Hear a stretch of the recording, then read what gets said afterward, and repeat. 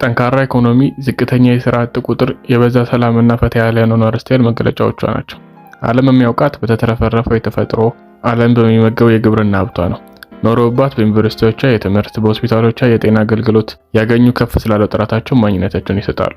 ዝቅተኛ የደሞዝ ወለል ካስቀመጡ ስልጡን የዓለማችን ሀገራት በሰዓት የተሻለ ደሞዝ በመክፈል ቀዳሚ ደረጃ ላይ ትቀመጣለች። ከተሞቿ ለኑሮ ባላቸው ምቹነት በየዓመቱ ከ10 ምርጥ የዓለማችን ከተሞች መካከል ታጥተው አያውቁም። ውብና ንጹህ የውቅያኖስ ዳርቻዎቿ ለሚያውቋት ሁሉ ሱስ መሆናቸው የማይቀር ነው። ሀገሪቷ ሰፊ፣ ነዋሪዎቿ ጥቂት ከመሆናቸው የተነሳ አንዳንድ ገበሬዎቿ ከጅቡቲ የሚሰፋ የእርሻ ማሳ አላቸው። ግነት እንዳይመስላችሁ የምትመለከቱት መሬት አና ክሪክ ይባላል። የአንድ ገበሬ ቤተሰብ የከብት እርባታ ማሳ ነው። 24000 ስኩዌር ኪሎ ሜትር ይሰፋል። የጅቡቲ 23000 ስኩዌር ኪሎ ሜትር መሆኑን ልብ ይበሉ። ይህ የአንድ ቤተሰብ የእርሻ ማሳ ብቻ ሀገር ከሆኑት ከሊባኖስ፣ ከጀማይካ እና ከኳታር በእጥፍ ይሰፋል። ጅቡቲ እስራኤል እና ሊንክተናክሻይን ጨምሮ የሀገርነት ማዕረግ ካላቸው 50 የዓለማችን ሀገራት በስፋት ይበልጣቸዋል። የዛሬዋ መዳረሻችን ደሴትም ሀገርም ሀጉርም ናት። የምድራችን ትልቋ ደሴት፣ የዓለማችን 6ኛው ሰፊ ሀገር፣ የምድራችን ትንሿ ሀጉር አውስትራሊያ የሀጉርነት ማዕረግ ይሰጣት እንጂ የህዝብ ቁጥሯ ከአንዳንድ የዓለማችን ከተሞች ያንሳል። ለምሳሌ የህንዷ ዴሊ፣ የጃፓኗ ቶኪዮ እና የኢንዶኔዥያ ጃካርታ ከተሞች ሀጉር ከሆነችው አውስትራሊያ በላይ ነዋሪዎች አሏቸው። በቆዳ ስፋት ከኢትዮጵያ 7 እጥፍ ትበልጣለች። በህዝብ ብዛት ግን በ5 እጥፍ ታንሳለች። 27 ሚሊዮን ዜጎች አሏት። ስፋቷ 7.9 ሚሊዮን ስኩዌር ኪሎ ሜትር ነው።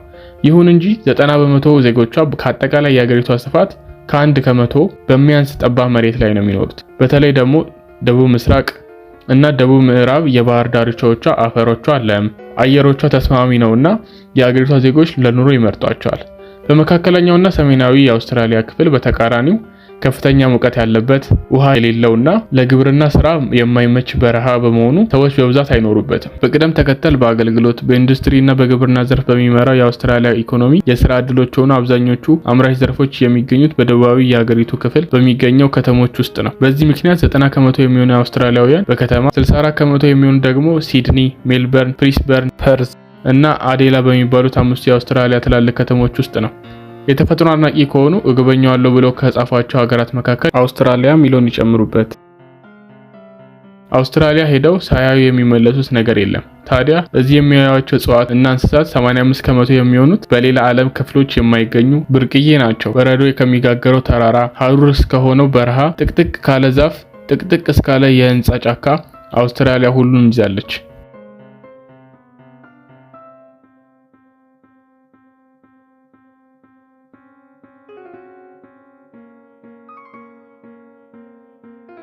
ሲድኒ የአውስትራሊያ ትልቋና እድሜ ጠገቧ ከተማ ናት። 5.3 ሚሊዮን ነዋሪዎች አሏት። በአመት 8 ሚሊዮን ጎብኚዎች የሚያስተናግደው የሲድኒ ኦፔራ ቤት የከተማዋ ምልክት ሆኖ በየአመቱ ከ3000 በላይ ሁኔቶችን ያስተናግዳል። ሲድኒ ከመጡ አይቀር ከኦፔራው ፊት ለፊት የሚገኘውን ሃርበር ድልድይ ላይ ወጥተው ሙሉ ከተማዋን መቃኘት አይርሱ። ከቦንዳይ እስከ ኮጂ የተዘረጋው 6 ኪሎ ሜትር የባህር ዳርቻ ለእግር ጉዞ የተሰራ ለሲድኒ ብቻ ሳይሆን በመላው ዓለም ስሙ የገነነ የውቅያኖስ ዳርቻ የእግር መንገድ ነው። ዘሮግ ጥንታዊ የሚባል የሲድኒ መንደር ሲሆን በአንድ ወቅት ሀገራችንን ባጥለቀለቀው ኮብልስቶን በሚባለው የመንገድ ንጣፍ ተለይቶ ይታወቃል።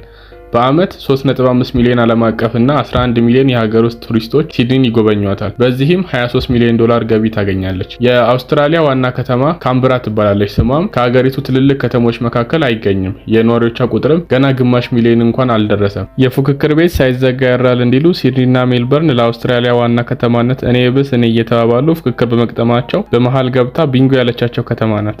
አውስትራሊያ ዋና ከተማዋን ስትመርጥ ከሲድኒና ከሜልበርን የትኛው ይሁን የሚል ክርክር መቋጫ አቶ ስምምነት ላይ መደረስ ባለመቻሉ ሌላ አዲስ ከተማ እንዲገነባ ተወሰነ። በዚህም ካምብራ ተወለደች። ካምብራ በምድራችን ላይ ዋና ከተማነት ታቅደው ከተሰሩ ጥቂት ከተሞች መካከል አንዷ ናት። ካምብራ የሚለው ስሟ በግርድፉ መሰብሰቢያ የሚል ትርጉም አለው። በከተማዋ እንደሌሎቹ የአውስትራሊያ ከተሞች ሰማይ ጠቀስ ህንጻዎች አይታዩባትም። የከተማዋ መልክዓ ምድራዊ አቀማመጥ ፍክት ተብሎ እንዲታይ ሲባል ሰማይ ጠቀስ ህንጻዎች በከተማዋ እንዳይገነቡ በሕግ ተከልክሏል። ይልቅስ ግማሹን የከተማዋ ክፍል በሸፈነው አረንጓዴ ስፍራና መሃል ከተማ ውስጥ በሚገኘው ሰው ሰራሽ ሐይቋ ተለይታ ትታወቃለች። ሜልበርን 5.2 ሚሊዮን ነዋሪዎች አሏት።